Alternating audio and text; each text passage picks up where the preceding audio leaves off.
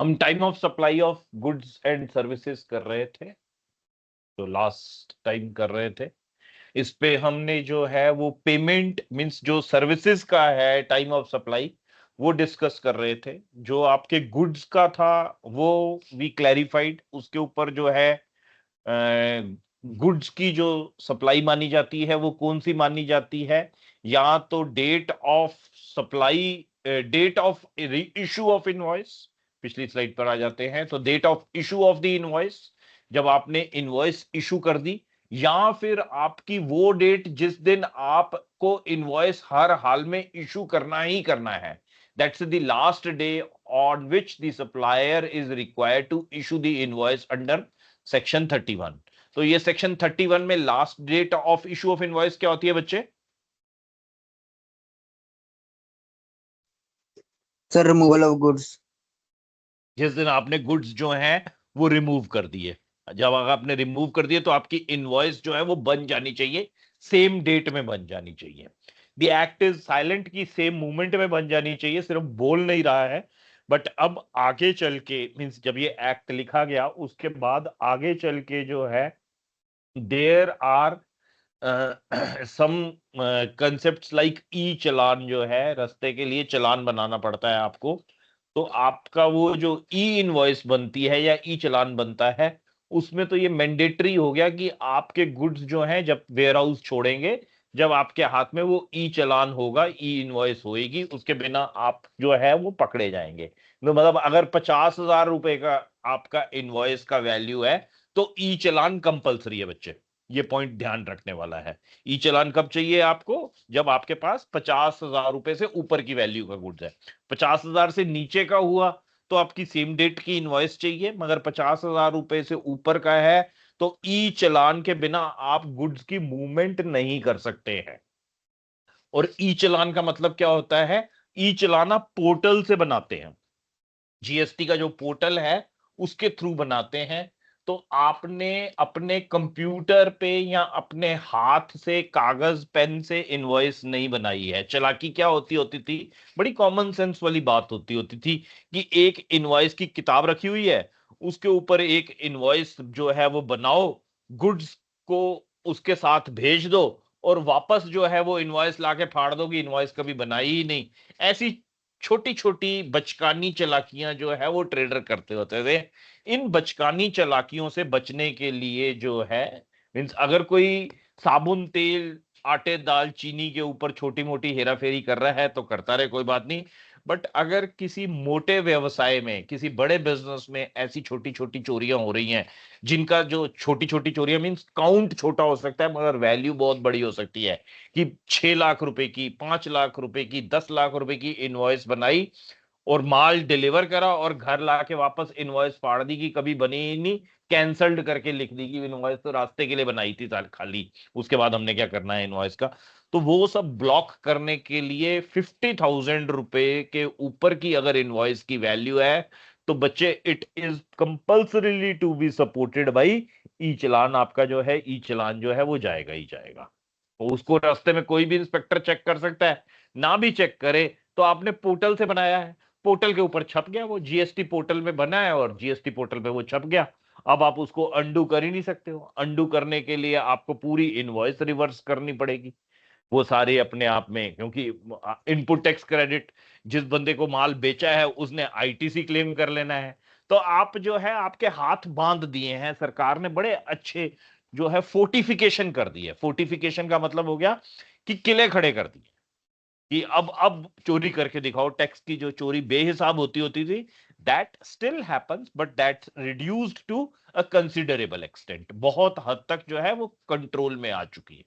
तो ये आपको ये वाला पॉइंट याद है, वेरी गुड, कि सेक्शन 31 जो है वो कहता है कि लास्ट डेट ऑफ इनवॉइसेस जब आपकी गुड्स जो है वो रिमूव हुए, supplier remove the goods on 10th October, so the last date to issue the invoices also 10th October. Likewise जो है सर्विसेज की जब हम बात कर रहे थे तो we talked of here 3 points instead of 2 points. The first point was the date on which the supplier receives the payment for supply of services. Means आपको जो सर्विसेज की पेमेंट है आपने वो कंपेयर करनी है।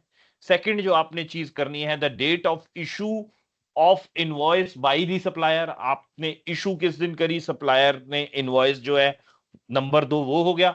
और नंबर 3 जो है, जैसे गुड्स के केस में था, the last date on which the supplier is required to issue the invoice under section 31।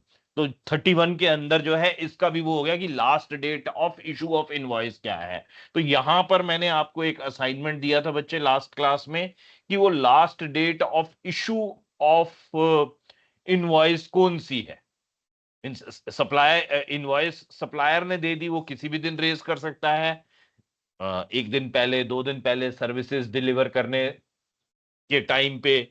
But last date कौन सी है, that was what was actually given as a homework to you guys.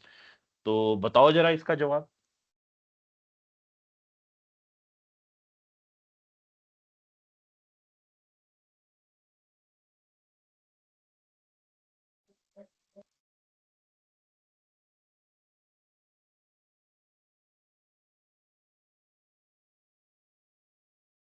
Anybody? अमन, आज पढ़ाई नहीं करके आए बच्चे? Sir मैनू ना क्वेश्चन समझ नहीं आया। उन्हें नहीं आया या उस दिन भी नहीं सी आया? सर हुने हुने दी गल है। नाउ द क्वेश्चन इज कि आपसे मैं पूछ रहा हूं कि आप जब we were talking in the context of service provider, service provider के केस में जो है हम बोल रहे हैं कि टाइम बताओ कौन सा है जो सप्लाई ऑफ सर्विसेज के लिए माना जाएगा कि this is supply of services. Services जो है वो सप्लाई हो गई हैं, तो वो सर्विसेज सप्लाई करने का जो टाइम है वो क्या है, डेट कौन सी डेट माने कि सप्लाई ऑफ सर्विसेज हो गया है। तो इसमें वो कह रहा है this is the alternate which applies when A supplier receives payment for the services. Means पहला जो है वो ये है कि वो सीधा सीधा इन तीनों डेट्स की अर्लीस्ट डेट मान रहा है। द रिसीट, पहली वो जो है वो ये है, the date on which the supplier receives the payment for supply.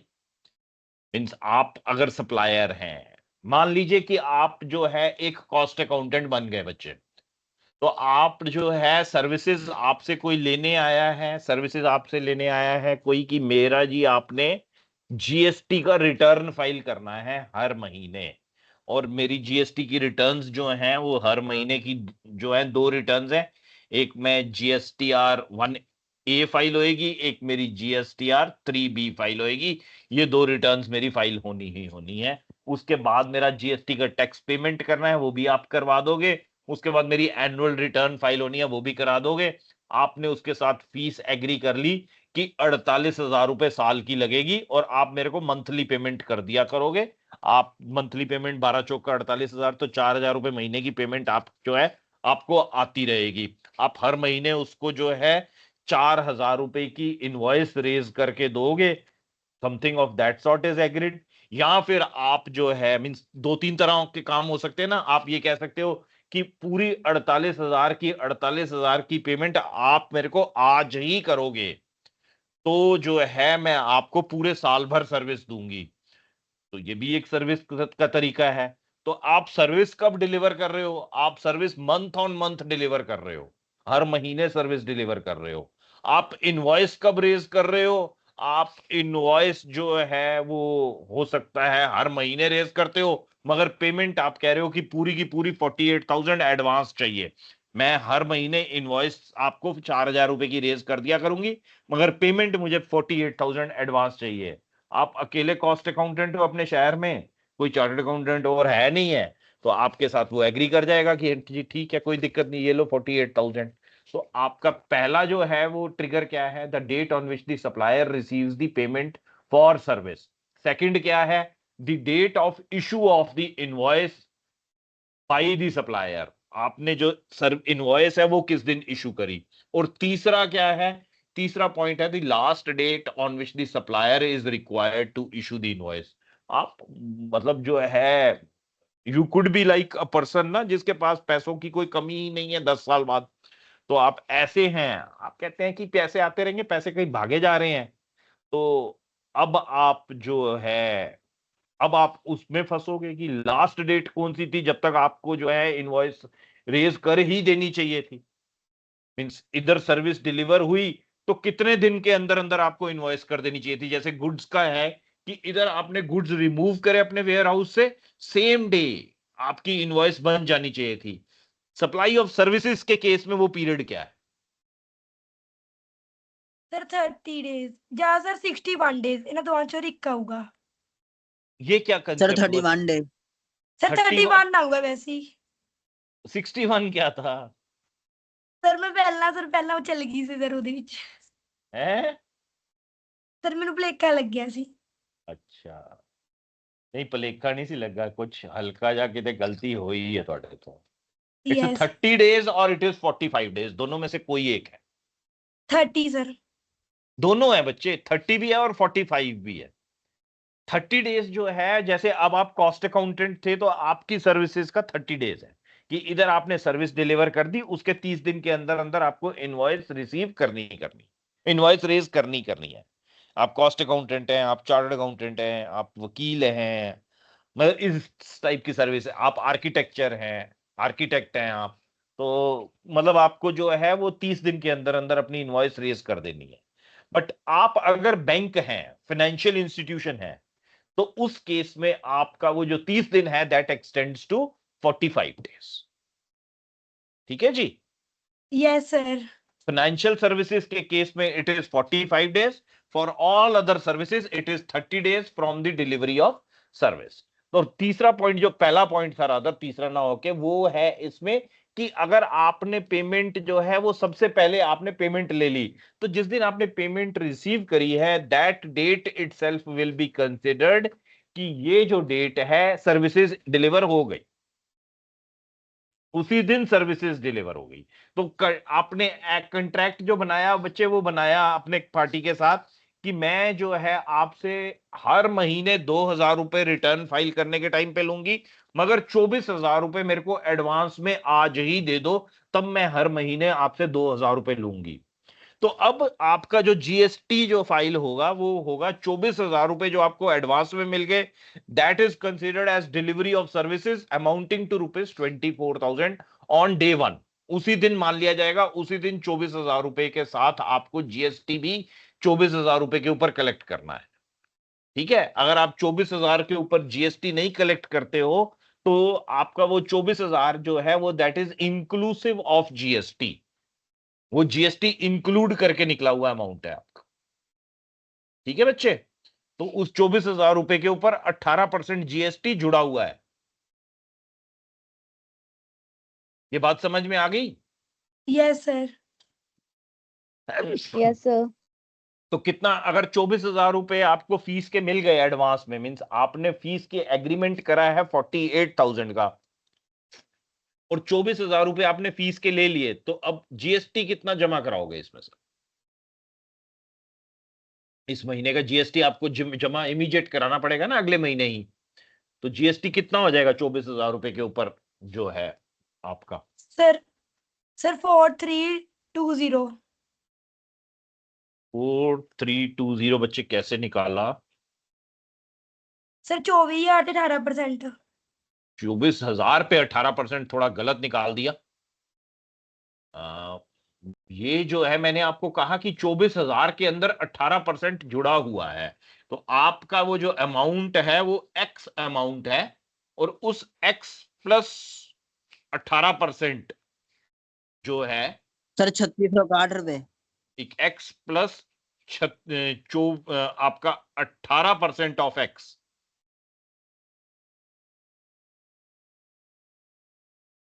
X plus 18% of x, that is equal to 24,000। वो 24,000 जो है वो ये अमाउंट दोनों जोड़ के है, आपको अब एक्स की वैल्यू निकालनी है। तो ये आपने कितना बोला बेटा?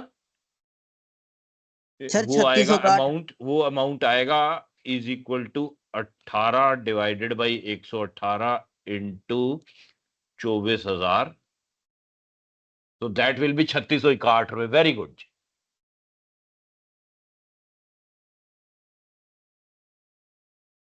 अमन, ये पॉइंट क्लियर है? 3661 कैसे निकला? ਸਰ ਥੋੜਾ ਜਿਹਾ ਨੀਚੇ ਤੁਸੀਂ ਕੀਤਾ ਨਹੀਂ ਸੀਗਾ 118 ਨਾਲ ਡਿਵਾਈਡ ਸਰ ਉਹ ਨਹੀਂ ਪਤਾ ਲੱਗਿਆ। वो इस इक्वेशन को सॉल्व किया था मैंने शॉर्टकट में, x प्लस 18% ऑफ x, ये समझ में आया था क्या था? Yes sir.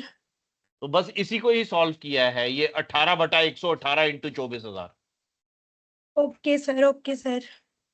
मतलब आपका जो ओके टोटल सर। अमाउंट जो 24,000 रुपए आपको मिले हैं उसके यस अंदर जीएसटी जोड़ के मिला हुआ है वो। तो ओके टोटल सर। मतलब आपको मिल गए 100 प्लस 18 118 रुपए मिल गए, अगर वो जीएसटी जोड़ के मिला।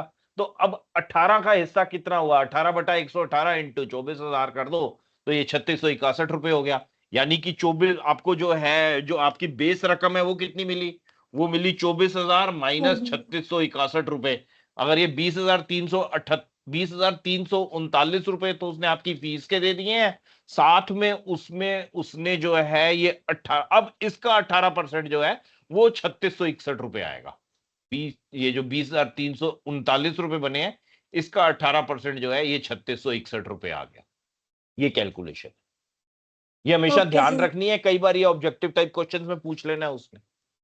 और ये बेसिक मैथमेटिक्स है हमारा 7वीं क्लास का, याद रखना। 7th में ऐसे सवाल हमसे पूछे जाते थे। चलें आगे। Yes sir. Yes sir. अब ये पेमेंट वाला कंसेप्ट भी समझ में आ गया हमें कि अगर पेमेंट एडवांस आई है, अब हम बच्चे जो है कंफ्यूजन कहां करते हैं, बच्चे छोड़ो 5 साल मैं इस सब्जेक्ट को नहीं पढ़ूंगा, मैं ही कंफ्यूज हो जाता हूं कि डेट जो एडवांस है उसको गुड्स में पूछ लेते हैं कि वहां पर एडवांस मिल गया, जब आपने गुड्स सप्लाई करे तो वहां पर आपको एडवांस मिल गया। तो गुड्स की एडवांस में कोई लेना देना नहीं है उसका, गुड्स का एडवांस जो है वो जीएसटी अट्रैक्ट नहीं करेगा। गुड्स की सप्लाई किस दिन से मानी जाएगी, जिस दिन आपने इनवॉइस रेज करी है वो दिन, या फिर जिस दिन आपको इनवॉइस रेज कर देनी थी वो दिन, बस that's it. Either the invoice raised और the last date on which the invoice should have been raised earlier of the two. और सप्लाई सर्विसेज के केस में कौन सा है, या तो इनवॉइस रेज कर दी वो दिन, या इनवॉइस रेज कर देनी चाहिए थी वो दिन, और तीसरा जो है वो कौन सा दिन, पेमेंट अगर मिल गई है तो वो वाला दिन। तो इन तीनों में विच एवर इज अर्लियर, तो इन तीनों में अर्लियर पेमेंट डेट कब हो सकती है, जब आपकी सर्विसेज सप्लाई होने से पहले ही आपको एडवांस में पेमेंट मिल गई तब। और गुड्स के केस में अगर कोई आपको एडवांस में पेमेंट दे देता है तो that is not actually attracting any GST. आपने कहा कि मुझे सीमेंट खरीदना है, 10 लाख रुपए का सीमेंट देना है, ये ले 2 लाख रुपए एडवांस में पकड़ ले। आपके सीमेंट की डिलीवरी के ऊपर अभी मतलब जब तक सीमेंट जो है आपका सप्लाई नहीं हो जाता है, मींस सीमेंट जो है वो मूव नहीं हो जाता, removal of cement from his warehouse नहीं होता, तब तक सीमेंट के ऊपर जीएसटी नहीं लगेगा। उस 2 लाख रुपए रिसीव करने की वजह से सीमेंट के ऊपर जीएसटी एप्लीकेबल नहीं हो। ठीक है जी, ये पॉइंट क्लियर है बच्चे?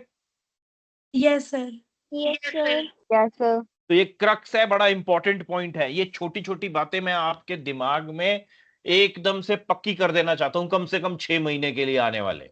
उसके बाद के लिए जो है कोई गारंटी नहीं है, क्योंकि हम लोगों की सबकी जो है मेमोरी वो सिर्फ रेकरिंग रीडिंग पर है, रेकरिंग डिस्कशंस पर है।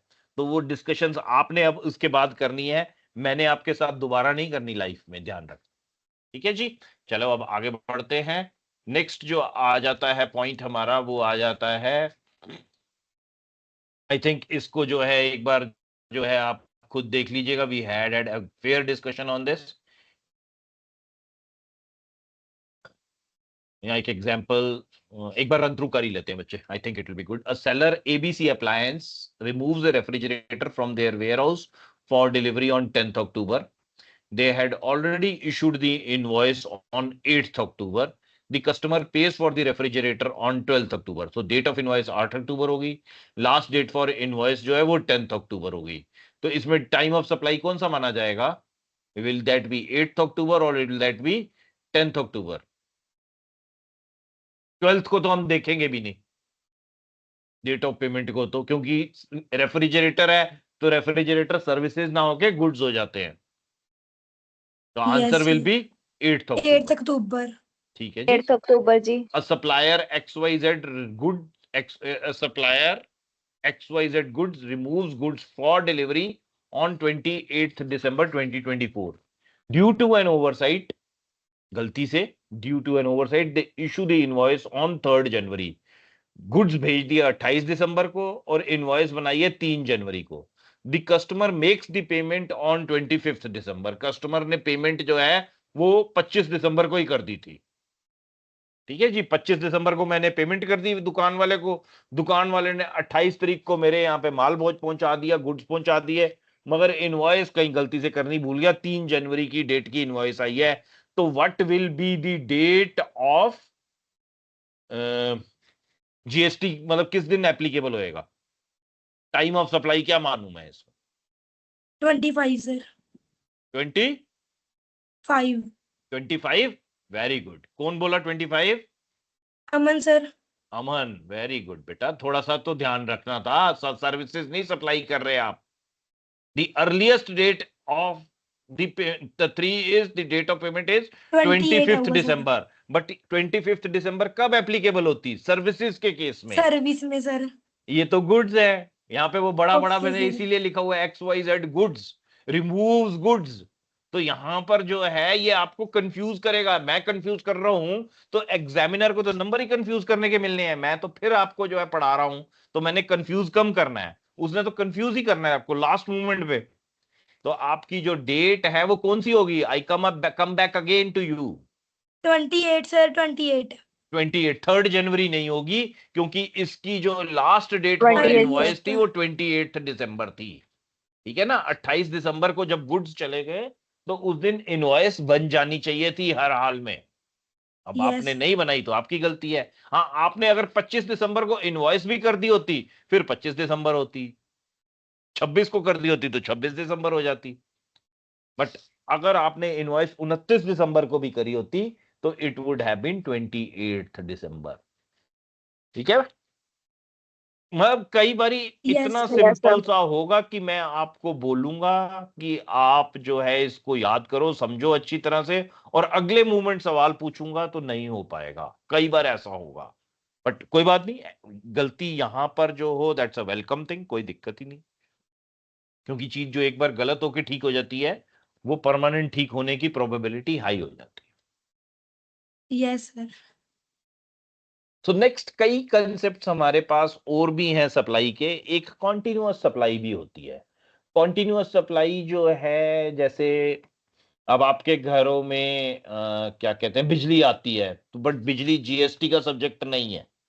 बिजली के ऊपर जीएसटी नहीं लगती है, पानी के ऊपर जीएसटी नहीं लगती। अगर किसी के घर पानी भी जो है वो म्युनिसिपल कॉर्पोरेशन से आता है तो ज्यादातर आता ही होगा उधर, तो that's a normal concept. Gas अगर आपके घर पर जो है वो पाइपलाइन से आती है तो मींस अगर गैस सिलेंडर से आ रही है then it's a different thing. But if the gas supply is through your pipeline, जैसे आईजीएल जो है वो गैस पाइपलाइन से देता है। दिल्ली में गैस पाइपलाइन से आती है, यहाँ सिलेंडर बहुत कम हो गए हुए हैं। तो अब अगर गैस आपके यहाँ पाइप से आ रही है तो उसके ऊपर जो है वो टाइम ऑफ सप्लाई क्या माने जाए? What should be the time of supply? तो टाइम ऑफ सप्लाई जो है मींस आपकी गैस हो सकती है। आप इंडिपेंडेंटली किसी के साथ सप्लाई जो है वो ऐसे कर सकते हो कि भाई मैं अपना जो है बिल्डर हूं, मैं मतलब बिल्डिंग कंस्ट्रक्ट कर रहा हूं, मोहाली में हमारा बिजनेस है। तो आप जो है हमको रेगुलर सप्लाई जो है सीमेंट की आप करते रहिए। आपका एक ट्रक सीमेंट जो है वो हर सैटरडे को हमारे यहां पर लगना चाहिए। आप जो है सीमेंट सप्लायर जो एसीसी वाला है, एसोसिएटेड सीमेंट कंपनी करके है, उसके साथ आप एक एग्रीमेंट कर लेते हो कि हर हफ्ते हर सैटरडे को एक बड़ा वाला ट्रक जो है जिसके अंदर जो है 300 बैग सीमेंट्स के होते हैं वो आप मेरे यहाँ डिलीवर कर देंगे। तो ये जो केस हो गया ये कॉन्टिन्यूअस सप्लाई ऑफ गुड्स का हो गया। It can be continuous supply of goods, it can be continuous supply of services. So here what we are talking is continuous supply of goods. Means it can be either. So a special provision is made for continuous supply under section 31 subsection 4 of CGST Act, which dictates that when the invoice must be issued, so the time of supply is the earliest of the following dates. The date of issue of invoice, जब आपने means supply की date कौन सी मानी जाएगी कि जिस दिन आपने जो है वो इशू इनवॉइस इशू कर दी, या the date on which the supplier receives the payment, या जिस दिन सप्लायर को जो है वो पेमेंट मिलेगी। ठीक है जी। The time of supply is the earliest of the following dates, जिस दिन इनवॉइस इशू करी या जिस दिन सप्लायर ने पेमेंट रिसीव करी। And it is a case of जब कॉन्टिन्यूअस सप्लाई है। अगर आप वन ऑफ सप्लाई एक आदि खरीदने जा रहे हो तो पेमेंट कंसिडरेशन में नहीं है।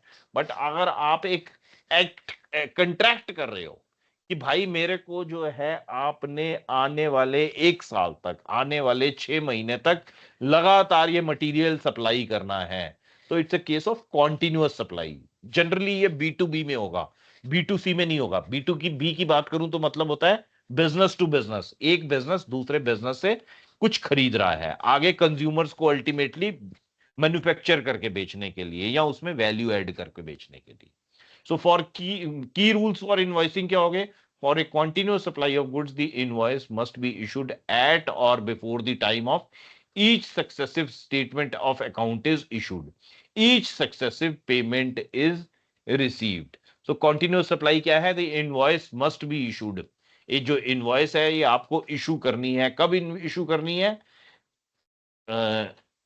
आप अकाउंट स्टेटमेंट जो है वो बना के दे रहे हो। आपने कहा कि ये जो है तुम्हारी अकाउंट स्टेटमेंट 30 अप्रैल की है, इसके बाद अगली अकाउंट स्टेटमेंट आपने जो इशू करी वो करी मान लीजिए 30 मई को या 31 मई को। तो जब आप अकाउंट स्टेटमेंट दोगे तो साथ में जो है वो आपकी जो है वो अकाउंट स्टेटमेंट के साथ साथ आपकी जो है इनवॉइस भी इशू होनी चाहिए। और पेमेंट मींस यहां तो इनवॉइस कब इशू होनी चाहिए? जब आप उसको जो है वो स्टेटमेंट ऑफ अकाउंट दे रहे हो या फिर आप जो है पेमेंट रिसीव कर रहे हो। दोनों में से कम एक चीज होनी चाहिए, उससे पहले आपकी इनवॉइस इशू होनी चाहिए। और जो आपका टाइम ऑफ सप्लाई हो जाएगा that the tax liability arises at the earliest of invoice date और द पेमेंट डेट। या तो इनवॉइस डेट आपकी अगर पहले है तो इनवॉइस डेट वाले दिन जो है वो टाइम ऑफ सप्लाई माना जाएगा, या फिर जो पेमेंट डेट आपकी पहले है तो वो जो है आपका टाइम ऑफ सप्लाई माना जाएगा। सो गुड्स के केस में अभी हम 2 मिनट पहले एक बात करके आए हैं कि पेमेंट डेट जो है वो क्राइटेरिया नहीं है, मगर अगर जो है वो कॉन्टिन्यूअस सप्लाई ऑफ गुड्स है तो पेमेंट डेट या invoice date whichever is earlier that is the criteria. This means that even if a statement is issued, the liability is triggered on the date if it's a first event. Similarly, if a payment is made before the statement is issued, the time of supply is the date of that payment. So आपकी जो है continuous supply के case में 3 dates जो हैं वो कौन कौन सी हो गई? एक तो हो गई कि आपने जो है वो स्टेटमेंट ऑफ अकाउंट कब इशू किया, दूसरा हो गया पेमेंट कब जो है वो आपने रिसीव करी, और तीसरा जो हो गया इनवॉइस कब आपने इशू करी। तो इन तीनों में से जोन सी भी अर्लियर है, बस इतना। ज्यादा कमेंट्री में जाने की जरूरत नहीं है, ज्यादा कंफ्यूज होने की जरूरत नहीं है। बस ये 3 पॉइंट्स जो है वो इंपॉर्टेंट हो गए। इतनी सारी जो जिस्ट है वो इसका यही बन गया कि स्टेटमेंट ऑफ अकाउंट कब दिया है, इनवॉइस कब इशू हुई है, और पेमेंट कब जो है वो रिसीव हुई है। इन तीनों में से whichever is the earliest date that is the date of supply of goods. वो सप्लाई की डेट है, जीएसटी उसके बेसिस पे ट्रिगर होगा। ठीक है जी, is it clear? Yes sir. Yes, sir. Sir Yes, sir. हाँ जी बोलो। सर जे अगर पेमेंट उसने 2 बार करके दी हो तो फिर कब कैसे होगा? पेमेंट अगर जो पहली बार करी है उसके ऊपर बच्चे पहला जीएसटी आ जाएगा, फिर उसके बाद जो है नेक्स्ट जो है means that's a very good question actually. अब आप ये देखो कि सब सर्विसेज के केस में ये पॉइंट अगर मैं पढ़ा देता तो तुम्हारा ये सवाल नहीं आता, बट मेरी गलती, मैं सर्विसेज पे नहीं आपको बताया। जैसे अभी हम बात कर रहे थे, आपने एक जो है सर्विसेज ली, एक मान लीजिए कॉस्ट अकाउंटेंट से ही सर्विसेज ली, जिसमें उसने कहा कि सर्विसेज की डिलीवरी में तो टाइम लगेगा जी, ये जीएसटी की नहीं है, इट्स अनदर रिलेटेड केस, मतलब जीएसटी का ही केस है मान लीजिए, या उनका जो है कॉस्ट ऑडिट का केस है, तो कॉस्ट ऑडिट कंप्लीट होने में जो है वो 3 महीने लगेंगे। मगर सर्विसेज मैं शुरू कर रहा हूं, इसकी फीस जो है वो 3 लाख रुपए होएगी। तो 3 लाख में से 1 लाख आपको एडवांस में जमा कराना है। कॉस्ट अकाउंटेंट ने कहा, वो 1 लाख रुपए उसने ले लिए, तो जीएसटी 1 लाख रुपए के लिए ऊपर इमीडिएट एप्लीकेबल हो गया। 1 लाख जो है वो जैसे ही आपने 1 लाख लिए उसके ऊपर जीएसटी बन गया। आप सीधा सीधा ये बात भी कर सकते हैं कि 1 लाख रुपए जो मैं एडवांस लूंगा उसके ऊपर जीएसटी आप 7 लगा के मेरे को देंगे, तो आपको 1,18,000 रुपए की पेमेंट आ गई। सर्विसेज की वैल्यू टोटल जो है वो 3 लाख है। 3 लाख के ऊपर जीएसटी मिला के 3,54,000 रुपए के हो गए। 1,18,000 रुपए आपने ले लिए। उसके बाद आपने जब इनवॉइस मतलब सर्विसेज डिलीवर कर दी, सर्विसेज डिलीवर करने के बाद आपने इनवॉइस रेज करी। इनवॉइस रेज करी, वो अमाउंट आपका नेक्स्ट जो अमाउंट बना वो बना 2,36,000 रुपए। 1,18,000 रुपए आप ले चुके थे और 2,36,000 रुपए का जीएसटी जब आपने वो 3,54,000 की इनवॉइस रेज करी, वो इनवॉइस आपने 3 महीने जैसे ही आपके वो कमिटेड पीरियड पूरा हुआ, 3 महीने बाद वो ऑडिट कंप्लीट हो गया, आपने 3,54,000 रुपए की इनवॉइस बना के भेज दी, तो इनवॉइस चली गई। अब वो जो बचे हुए 2,36,000 रुपए की जीएसटी है, वो इमीडिएटली अब पेमेंट ड्यू हो गई उसकी। मतलब वो 2,36,000 रुपए मीन्स 18,000 रुपए पे जीएसटी पहले आपने 1 लाख रुपए जब लिए थे, 1,18,000 रुपए तब जमा करा दिया था। नेक्स्ट जो है जब 2,36,000 रुपए जो बचे हुए थे, जब 3,54,000 की इनवॉइस रेज करी, तो 36,000 रुपए का जीएसटी तब आपने जमा करा दिया, क्योंकि आप ऑलरेडी जो है 1/3 की तो पहले जीएसटी जमा करा ही चुके हो। अब इनवॉइस के टाइम पे अब आपने 2,36,000 का तब जमा करा दिया। अब इस पे आपने जो है वो पेमेंट का क्रेडिट पीरियड दिया हुआ है कि तुम इसकी जो बचे हुए पैसे की पेमेंट है वो 1 महीने बाद कर देना। इनवॉइस आपने जो है मीन्स अगर हम जो है इसको थोड़ा सा समझें कि आपने जो है एडवांस पेमेंट ली पहले, इनवॉइस वैल्यू और ये जीएसटी, यहां पर जो है एक डेट का कॉलम भी बना लेते हैं। तो एडवांस जो आपने लिया वो लिया आज, मान लेते हैं हमारा 1 अगस्त 26 को। ये आपकी इनवॉइस की वैल्यू जो है वो बनी 1 लाख रुपए। जीएसटी इसके ऊपर बन गया 18% से 18,000 रुपए।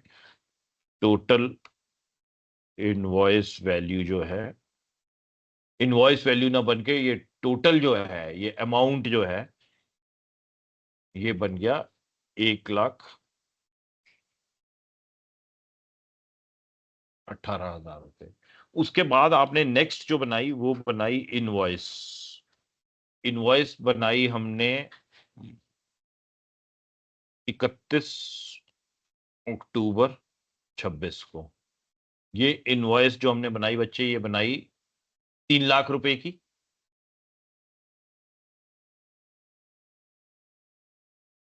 ये टोटल इनवॉइस बन गई 3,54,000 रुपए की। अब जीएसटी जो हमने पे किया होगा, जीएसटी की जो पेमेंट हुई होगी वो पहले कितनी होगी वो 18,000 रुपए हमने पहले पे कर दी होगी। ये पॉइंट क्लियर है? जब ये अगस्त की इनवॉइस रेज करी थी तो उसी टाइम पे हमने जीएसटी 18,000 गवर्नमेंट को जमा करा दिया होगा अगस्त की लायबिलिटी में। ये अगस्त जीएसटी लायबिलिटी जो है ये मेरी बन गई 18,000 रुपए। अब मेरी अक्टूबर की जीएसटी लायबिलिटी कितनी बनेगी?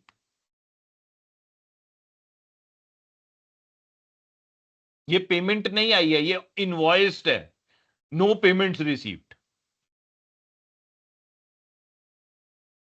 अभी पेमेंट नहीं रिसीव हुई है, मगर जीएसटी की लायबिलिटी मेरी पेमेंट से कोई लेना देना ही नहीं है। मेरी जीएसटी की लायबिलिटी जो है मतलब सर्विसेज के केस में जो है या गुड्स के केस में जो भी है वो मतलब ये सर्विसेज थी तो पेमेंट के थी, पेमेंट और इनवॉइस, ठीक है ना। सर्विसेज है तो पेमेंट और इनवॉइस, और मैक्सिमम क्या है, इनवॉइस कि last date of issue of invoice कौन सी है, कि इसके लेट इनवॉइस रेज नहीं मानी जाएगी। तो इसने तो इनवॉइस रेज ही कर दी आपकी 31/10 को। तो यहां पर इसने जो है जीएसटी की पेमेंट अब कितनी करनी है, ये करेगा 54,000 माइनस 18,000 ऑलरेडी पे कर चुका है, तो ये खाली 36,000 रुपए की पेमेंट करेगा। मतलब ये जो जीएसटी की पेमेंट आगे इसने सरकार को कर दी वो 54,000 की चली गई। Is this point clear? Yes sir. Yes, sir. Yes sir. Yes, sir. मतलब 18,000 रुपए की पेमेंट ये एडवांस लेते ही कर देगा, और बाकी जो इनवॉइस बनाते ही ये 36,000 की पेमेंट कर देगा। अब यहां पर ये 1 मिनट को मान लेते हैं कि ये इनवॉइस इसने रेज नहीं करी थी। अगर ये इनवॉइस जो है ये रेज करी ही नहीं, भाई साहब भूल गए, क्योंकि अब भाई साहब जो हैं वो रईस हो चुके हैं, तो यहां पर ये जो है इन्होंने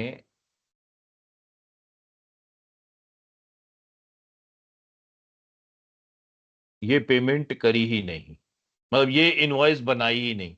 ये इनवॉइस नहीं बनाई, तो इसकी लास्ट डेट ऑफ इनवॉइसिंग क्या है इस केस में बच्चे? लास्ट डेट ऑफ इनवॉइसिंग क्या है इसकी? 30 नवंबर। बस 30 नवंबर से तो लेट इनवॉइसिंग नहीं हो सकती ना। अगर ये 30 नवंबर तक भी ना बनाए इनवॉइस, ये कहे जी मैं तो इनवॉइस बनाऊंगा 15 दिसंबर को, 15 दिसंबर को ये इनवॉइस बनाएगा, तो ये इसकी गलती है। इसको जो जीएसटी जमा कराना पड़ेगा वो नवंबर की पेन लाइबिल उसके साथ ही कराना पड़ेगा। तो नवंबर में ये जो कायदे से है, ये 3 लाख रुपए की इनवॉइस बन जानी चाहिए थी इसकी। 3 लाख रुपए के ऊपर जो जीएसटी की लाइबिलिटी है वो 54,000 रुपए बन जाती। 54,000 में ये 18,000 ऑलरेडी जमा करा चुका है, तो अब इसको जो है ये हर हाल में नवंबर की जीएसटी लाइबिलिटी के साथ जो है ये 36,000 रुपए पे करने हैं। ठीक है जी? Is this point also clear? Yes, Yes, sir. Yes sir. और अब इसको पेमेंट जो है वो इसको 1 महीने की, ये कहता है कि मेरी जो बची हुई पेमेंट है वो आप 1 महीने की उधारी पे कर देना। मैं इनवॉइस अक्टूबर में बनाऊंगा तो नवंबर में दे देना, नवंबर में बनाऊंगा तो दिसंबर में दे देना। उसके साथ जीएसटी का कोई लेना देना नहीं होगा। जीएसटी का लेना देना किसके साथ था? अगर पेमेंट एडवांस में आई है तो। पेमेंट में एडवांस में किस केस में आई है? अगर सर्विसेज के केस में आई है, या फिर कॉन्टिन्यूअस सप्लाई ऑफ गुड्स के केस में आई है, कॉन्टिन्यूअस सप्लाई ऑफ सर्विसेज के केस में आई है। अगर आपका रेगुलर गुड्स की सप्लाई है, कॉन्टिन्यूअस नहीं है, तो आपकी एडवांस पेमेंट के ऊपर जीएसटी नहीं लगेगी। Hope it is clear. Yes sir. अच्छी तरह से। Yes, sir. Yes, very sir. Good, very good, Yes, very sir. Good. But ये पॉइंट थोड़ा सा कॉम्प्लिकेटेड हो जाता है, और मतलब अभी तो बनाया हमने, एक बार डिस्कशन करा तो आसान है, कोई दिक्कत नहीं। बट थोड़ा सा प्रोन टू कंफ्यूजन है। प्रोन टू कंफ्यूजन मींस कोई भी कंफ्यूज हो सकता है, मैं भी हो जाता हूं। जब तक पढ़ूंगा नहीं, जब तक on the top of it नहीं होऊंगा, कंफ्यूज हो जाऊंगा। तो वो कंफ्यूजन ना हो उसके लिए बच्चे यहां से जाने के बाद एक बार किताब खोल के पढ़ लेना है, चाहे आज पढ़ो चाहे कल पढ़ो, क्योंकि अब टाइम लिमिटेड है। मैंने आज भी क्लास ली है, ले रहा हूं, कल भी लेनी है और परसों भी लेनी है। सो इसको जो है आपने डेफर नहीं करना। मान के चलो कि आप ये 2-3 दिन जो है आपने इनडायरेक्ट टैक्स की किताब खोल के पढ़ाई करनी है। जो मैं पढ़ा रहा हूं वो भी, जो पीछे पढ़ाया था वो भी, और जो आगे दिख रहा है वो भी, ताकि आप मेरे साथ डिबेट भी कर सकें।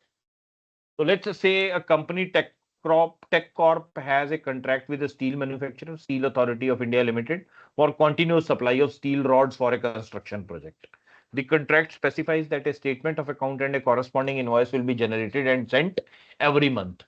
तो आपको कंट्रैक्टर ने कह दिया कि हम जी आपको स्टेटमेंट ऑफ अकाउंट भी दे देंगे और साथ में इनवॉइस भी दे देंगे। अगर दोनों में से कोई एक चीज देंगे तो अर्लियर जोन सी होगी वो मान ली जाएगी, कोई फर्क नहीं पड़ता अपने को। नहीं तो पेमेंट जिस दिन रिसीव कर ली जाएगी वो मान ली जाएगी। तो हमारे पास 3 डेट्स कौन सी हैं? स्टेटमेंट ऑफ अकाउंट की डेट, इनवॉइस की डेट, और तीसरी जो है जिस दिन आपने पेमेंट सेंड कर दी। उन तीनों में से अर्लियर जो होगी वो सप्लायर के लिए डेट ऑफ सप्लाई मान ली जाएगी। So date of payment is, date of Techcorp makes an advance payment of 50,000 on 5 January. 5 जनवरी को जो है 50,000 रुपए पे कर दिए टेककॉप ने। Sale issues the first monthly invoice and statement of account on 1 February. पहली इनवॉइस और स्टेटमेंट इकट्ठी भेजी उसने और 1 फरवरी को भेजी। और रिमेनिंग पेमेंट जो हुई है मंथ की सप्लाई की वो हुई है 15 मार्च को। तो अब हमने जो है वो निकालना है the time of supply. Calculation जो है वो 50,000 के लिए क्या होगा बच्चे, जो पेमेंट एडवांस में रिसीव हुई है, दैट विल बी 50,000। जो 50,000 के लिए हुई है वो time of supply will be 5 January only, क्योंकि तीनों में से अर्लीस्ट क्या है 5 जनवरी है। तो 50,000 के ऊपर जीएसटी की पेमेंट जनवरी जो है सर। वो 5 जनवरी के हिसाब से हो जाएगी। ठीक है, हम टाइम ऑफ सप्लाई निकाल क्यों रहे हैं, क्योंकि अपनी जीएसटी की लाइबिलिटी निकालनी है हमने। तो वो जनवरी की लाइबिलिटी में आ जाएगी जो 5 जनवरी को जो पेमेंट गई है।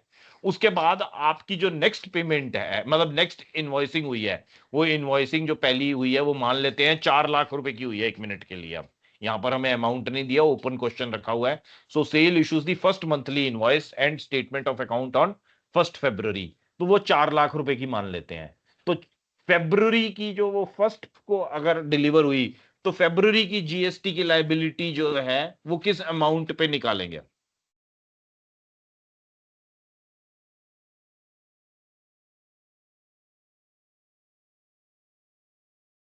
मतलब जनवरी में 5 जनवरी से लेके 31 जनवरी तक जो है वो उसके गुड्स जो सप्लाई हुए हैं वो 4 लाख के हुए हैं। तो फेब्रुवरी की जीएसटी की लाइबिलिटी किस अमाउंट पे निकाली जाएगी? सर 3.5 लाख। 3.5 लाख, क्योंकि 50,000 हम ऑलरेडी जनवरी में दे चुके हैं। ठीक है जी। और बाकी की पेमेंट जो रिसीव करी है मार्च में करी है, यानी कि ये 3.5 लाख रुपए मार्च में रिसीव हुए हैं। तो ये 3.5 लाख मार्च से इसका कोई सरोकार नहीं होगा, क्योंकि वो मार्च तो लेट हो गया ना फरवरी से, हमने फरवरी में उसको ऑलरेडी ही कंसिडर कर लिया। So for the remaining amount billed on February 1st, the time of supply is 1st February, as this is the date the invoice was issued. तो ये वाली आपकी जो यहाँ की इस डिस्कशन के बाद इसको पढ़ना भी आसान है, कोई ऐसी दिक्कत नहीं है, कोई कंफ्यूजन नहीं है। The only thing is that you tend to forget and you will not forget when you will discuss with yourself. एक आधा सवाल कर लोगे तो that is a basic discussion जो आप अपने आप के साथ कर रहे हैं। ठीक है जी, चलें आगे। Yes sir. Sir advance payment में हमेशा जीएसटी इंक्लूड होती है? हमेशा कब नहीं होती वो अब सवाल आपसे है। गुड्स के केस में नहीं होती है रेगुलर हो तो, अगर कॉन्टिन्यूअस सप्लाई है तभी होएगा। नहीं सर, एडवांस में जो पेमेंट होती है उसमें जीएसटी इंक्लूड होती है? हाँ, मतलब जिसने पेमेंट आपको बच्चे एडवांस करी, देख जब तुमने कहीं गए, तुम जैसे एक चार्टर्ड अकाउंटेंट के पास ही गए सर्विसेज लेने के लिए, तो आपने अपना केस उसको बताया, उसने कहा कि भाई इसकी फीस जो है वो 1 लाख रुपए लगेगी और 25,000 रुपए अभी अकाउंटेंट को जमा करा दो। तो जो 25,000 रुपए आप अकाउंटेंट को जमा कराओगे वो अलोंग विद जीएसटी ही हो गया ना। आपसे उसने जीएसटी तो मांगा नहीं अभी, अभी तो उसने जो है वो आपको कहा 25,000 रुपए जमा करा दे। मगर चार्टर्ड अकाउंटेंट के लिए उसमें जीएसटी की लायबिलिटी जो है वो साथ ही इमीडिएटली एक्रू हो गई। That 25,000 includes the GST amount. आप टीवी खरीदने गए दुकान पे, वहां पे टीवी वाले ने कहा कि भाई मतलब आप टीवी खरीदने गए मान लो 31 जनवरी को, आपने 50,000 रुपए का टीवी खरीदा, 50,000 रुपए का आपने टीवी खरीदा, 31 जनवरी को आप गए थे, उसने कहा कि मैं टीवी कल घर भिजवा दूंगा, आपके 20,000 रुपए अभी दे जाओ।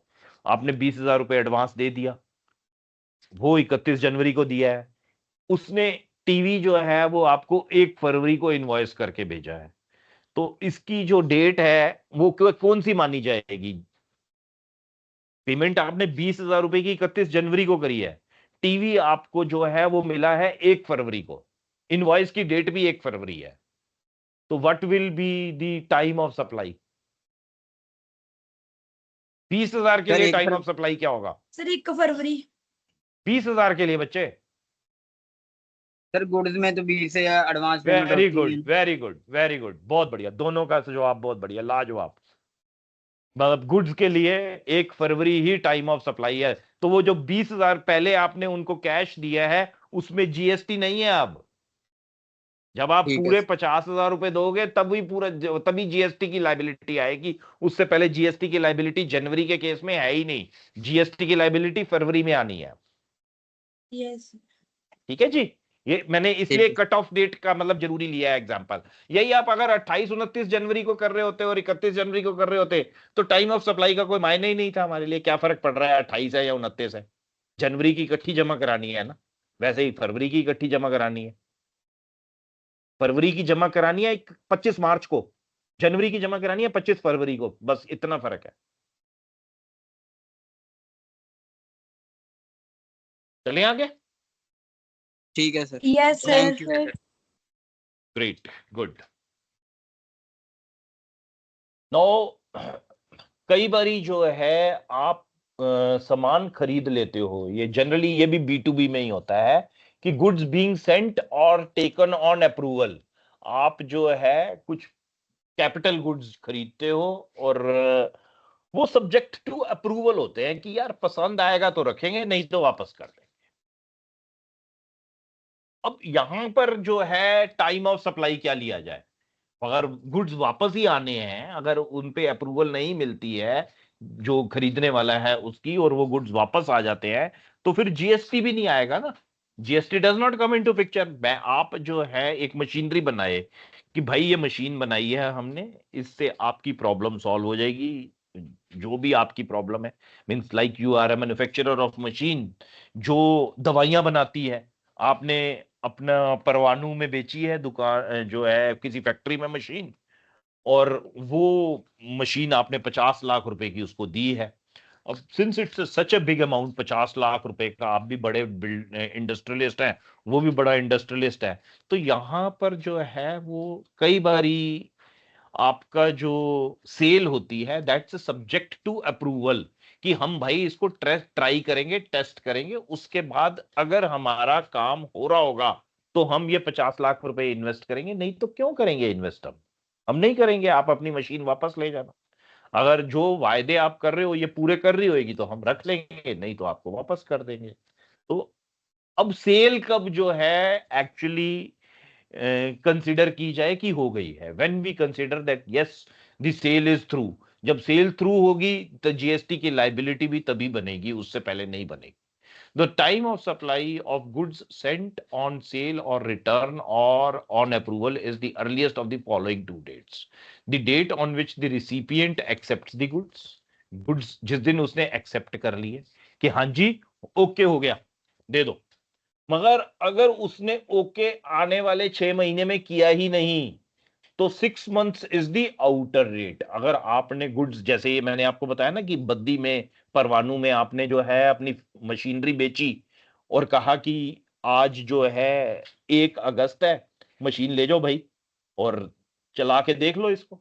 जिस दिन तुम कहोगे ओके, उस दिन हम आपका जो है वो 50 लाख रुपए की जो सेल है वो मुकम्मल हो जाएगी, कंप्लीट हो जाएगी, और 50 लाख रुपए के ऊपर जीएसटी जो बनता है वो हम जमा करा देंगे आपका, क्योंकि that is how it's suppose to be done. और उसने अगर 6 महीने से पहले ही आपको जो है मींस 1 अगस्त को वो लेके गया और 30 सितंबर को ही उसने अब 2 महीने के अंदर अंदर कह दिया कि यस ओके मशीन डन, आप इनवॉइस जो है बना दो जी, अब कोई दिक्कत नहीं है, और टाइम ऑफ रिमूवल जो है दैट विल बी 30 सितंबर। आपकी सितंबर की टैक्स की लाइबिलिटी जब जाएगी, पे करनी है आपने 25 अक्टूबर को, तो आपने 25 अक्टूबर को सितंबर का वो 50 लाख रुपए के ऊपर जीएसटी पे कर देना है। ऐसे दी मशीनरी के ऊपर जो जीएसटी है वो 5% है, 50 लाख रुपए के ऊपर 5% जो होगा 2.5 लाख रुपए, वो आप पे कर दोगे। तो आपने पे कर दिया, काम खत्म हो गया। मगर आपको अभी अप्रूवल आई ही नहीं उसकी, 6 महीने तक नहीं आई, तो 6 months is the outer date. Means आपने अगर जो है 6 महीने तक अगर वो अप्रूवल नहीं दी, ना तो रिजेक्ट किया कि भाई माल अपना वापस ले जा, और ना ही उसने कहा कि ओके है कोई दिक्कत नहीं मैं रख रहा हूं, तो 6 महीने बाद अगर उसने रिजेक्ट नहीं किया है तो आपकी कंसिडरेशन ये है कि वो सप्लाई हो गया, अब जीएसटी की आपको पेमेंट करनी ही करनी है। Is this point clear? Yes Yes, sir The date that is 6 months yes, from sir. the removal of the goods from the supplier's premises means 1 अगस्त को आपने जो है वो सप्लाई कर दिए थे गुड्स, तो आपका जो है अगस्त, सितंबर, अक्टूबर, नवंबर, दिसंबर, जनवरी, तो जनवरी के बाद आपकी जो इमीडिएट इनवॉइस है वो 1 फरवरी को बन जानी चाहिए।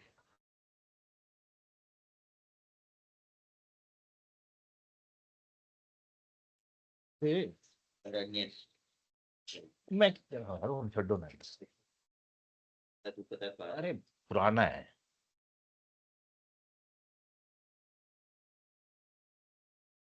ठीक है जी, is this point clear? Yes sir. Let's say manufacturer sends, so I think this is like easy scenario। इसको आप एक बारी जो है पढ़ लो, एक बारी, एक मोमेंट, उसके बाद अगर किसी को नहीं समझ में आ रहा, feel free to ask a question.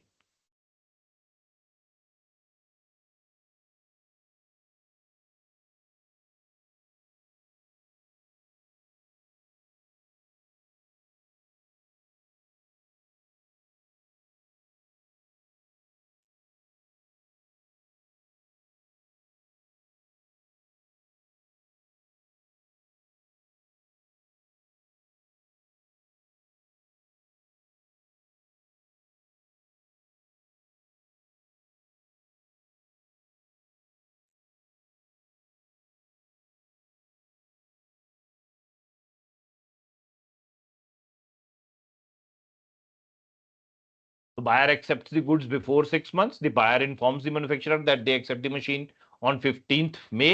1 मार्च को लिफ्ट हुई थी। टाइम ऑफ सप्लाई जो है वो 15 मई 2024 माना जाएगा। तो मई की टैक्स लाइबिलिटी के साथ जीएसटी की टैक्स लाइबिलिटी चली जाएगी इस वाली मशीन की। Buyer accept the goods after 6 months, 6 महीने बाद एक्सेप्ट कर रहा है। The buyer does not accept the machine until से 1 अक्टूबर 2024। 1 मार्च को डिलीवर किया था और 1 अक्टूबर तक जो है उसने एक्सेप्टेंस नहीं करी है। The 6 months period from the date of removal ends on 1 September. 1 सितंबर को जो है, मींस क्योंकि 1 मार्च को रिमूव किया है, तो सितंबर को उसकी लायबिलिटी ऑटोमेटिकली बन जाएगी। ठीक है जी। तो 1 सितंबर की जो है वो टाइम ऑफ सप्लाई जो है वो 1 सितंबर मान लिया जाएगा, because this is the date that is 6 months from the date of removal. The tax liability arise on this date even if the buyer had not yet accepted the goods। अगर वो जो है वो गुड्स अक्टूबर को accept करता है, 1 अक्टूबर को accept करता है, स्टिल उसको सितंबर की जीएसटी की लायबिलिटी के साथ इसकी जीएसटी लायबिलिटी पे करनी पड़ेगी सप्लायर को, क्योंकि 1 अक्टूबर की एक्सेप्टेंस जो है दैट इज 7 मंथ्स नाउ। 6 महीने ना होके 7 महीने हैं, तो उसकी जो आउटर डेट है वो सितंबर की 1 ही है। अब वो सितंबर की 1 को करना करके सितंबर की 25 को भी कर लेगा तो भी कोई फर्क नहीं पड़ता है। तो भी सितंबर की 1 सितंबर की भी टैक्स लायबिलिटी और 30 सितंबर की भी टैक्स लायबिलिटी एक ही साथ जमा होनी है। मगर हमारे लिए थ्योरेटिकली ये 1 सितंबर जो है वो आउटर डेट है, वो हमने पॉइंट ध्यान रखना है। ठीक है जी, it's a clear? Yes, sir. Yes, sir. Very good जी, very good. Now reverse charge पर हम आ जाते हैं एक बार फिर से कि time of supply in case of reverse charge. Reverse charge में टाइम ऑफ सप्लाई क्या है, क्योंकि यहां पे भी जो रिवर्स चार्ज है वहां पे भी इंपॉर्टेंट हो जाता है।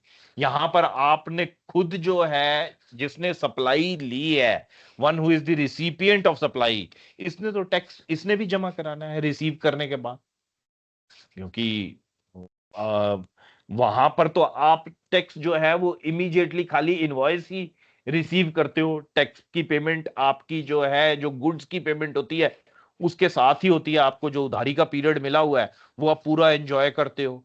यहां इस केस में तो आपको कोई उधारी का पीरियड भी नहीं मिलना। आपकी उधारी उतनी ही है जो आपकी टैक्स लायबिलिटी पे ऑफ करने की लास्ट डेट है। तो यहां पर भी it turns out to be equally important. So time of supply for goods under reverse charge mechanism as per section 12 subsection 3 of the CGST Act is earliest of the following 3 dates। यहां पर भी ये 3 dates हैं जो earliest है, ये माननी है। पहली कौन सी होगी? The date of receipt of goods by the recipient. अब यहां पर वहां पर जो थी वो date of removal of goods थी, यहां पर date of receipt of goods है। मीन्स दोनों में डेट्स में डिफरेंस हो सकता है। वहां से गुड्स रिमूव होके आपके पास हो सकता है 2 दिन लेट पहुंचे, जो रिसिपिएंट है। तो यहां आपको रिसीट ऑफ गुड्स की डेट देखनी है, डेट ऑफ रिमूवल नहीं कंसिडर। सेकंड जो है that is the date of payment to the supplier, कि आपने सप्लायर को पेमेंट किस दिन करी है। और तीसरा क्या है, how the date immediately following 30 days from the date of invoice issued by the supplier, means जिस दिन इनवॉइस इशू करी गई थी उसके 30 दिन कब खत्म हो रहे हैं, मींस 30 डेज का क्रेडिट समझ लो या 30 डेज का ट्रांजिट टाइम ऑफ रिसीट समझ लो, कि आपको हो सकता है गुड्स जो है वो 30 दिन के बाद भी ना मिले, ट्रांजिट टाइम जो है वो 35 दिन हो, 40 दिन हो, मगर आपका ट्रांजिट टाइम जब जो है वो 30 दिन ही माना जाएगा। भी जिस दिन इनवॉइस हुई उसके 30 दिन, जैसे अगर इनवॉइस 1 अगस्त को हुई है तो 31 अगस्त इज दी वन डेट, जो तीसरी नंबर की डेट है। पहली डेट कौन सी है, जिस दिन आपको गुड्स मिले। गुड्स अगर आपको 31 अगस्त से पहले मिल गए तो वही डेट हो गई। और date of payment to the supplier, तो इसमें पेमेंट टू सप्लायर भी इक्वली इंपॉर्टेंट है गुड्स के केस में भी। तो ये तीनों में से whichever is earliest, that is the date of basically supply. आपकी वो टाइम ऑफ सप्लाई वो हो गया, और टाइम ऑफ सप्लाई के हिसाब से आपको जो है वो अब जीएसटी की टैक्स लायबिलिटी जमा करानी है। आपने गुड्स तो ले लिए, अब आपको जीएसटी भी जमा करा। Under the reverse charge mechanism the recipient is responsible for paying the GST to the government instead to the supplier. The time of supply is triggered by whichever of the three event above occurs first. This ensures that tax liability arises promptly. The date of receipt of good is often the first event, as the recipient is legally required to pay tax once they have taken the possession of goods. The date of payment acts as a trigger if the payment is made before the goods are received or before 30-day period from the invoice date has passed. The date of payment as entered in the books of accounts of recipient, or the date on which the payment is debited in his bank account, whichever happens earlier. तो जैसे पिछली class में बताया था कि अगर आपने bank में एंट्री, मतलब बैंक बुक्स में अपनी जो है कंप्यूटर में एंट्री नहीं करी तो कोई दिक्कत नहीं है, आपकी बैंक स्टेटमेंट से एंट्री रेफर कर ली जाएगी, वो वाली डेट मानी जाएगी। तो ये आपका जो है this is the key thing. 3 dates कौन सी होगी, the date of receipt of goods, the date of payment to the supplier, or the date from the invoice date 30 days from the invoice date, means जो भी आपकी invoice date है उसके बाद plus 30 days, इन तीनों में से which ever is earliest, that is the date जहां जो आपका टाइम ऑफ सप्लाई जो है वो माना जाएगा, और उसके बेसिस पे आपका रिवर्स चार्ज, मींस आपकी जो है ड्यूटी अब आपको जमा करानी है सरकार, वही 25 तारीख तक जो आपको दी होती है, वही 25 अगले महीने की 25 तारीख। Right guys, is this clear? Yes sir. Yes, तो आई sir. Hope Yes, it's sir. Good for the day, means आपको 5-6 नए कंसेप्ट्स पता चले हैं, इनको अपने थॉरोली पढ़ना है, so that we have a discussion extended tomorrow on the same subject. कल इसी के ऊपर दोबारा बात करेंगे। यहां तक के नोट्स आपके पास हैं, कल फिर हम आगे की क्लास करते हैं